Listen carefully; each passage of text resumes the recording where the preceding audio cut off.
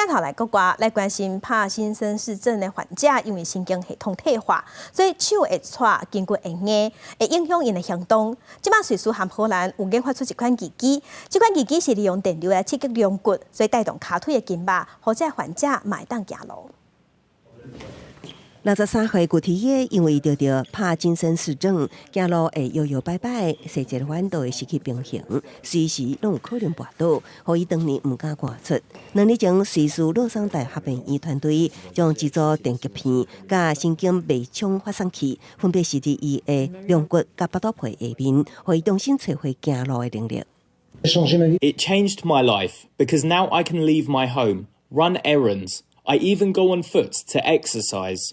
医疗团队记录具体的手术前后的行路行动，明显稳定，高平衡真济。具体的是头一位接受这项新手术的病人。团队将治疗研究成果发表伫自然医学期刊。帕金森氏症属于神经系统退化疾病，病人会出现颤、骹手硬扁、行动能力受限。因为惊受伤，多数病人真少出门，进一步冲击身心健康。瑞士苏黎世联邦理工学院甲叫做前进的荷兰医疗科技公司研发这种神经机器，将微冲精准送到龙骨的部位，帮助病人的骹腿筋肉重新有控制能力。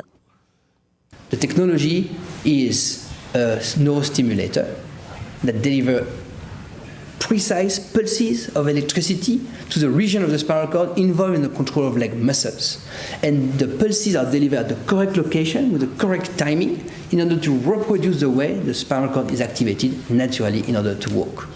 这项治疗并不是对每一位病人拢有效，也毋过具体的疗程显示，病情较严重的帕金森病人有希望因为这项科技来受益。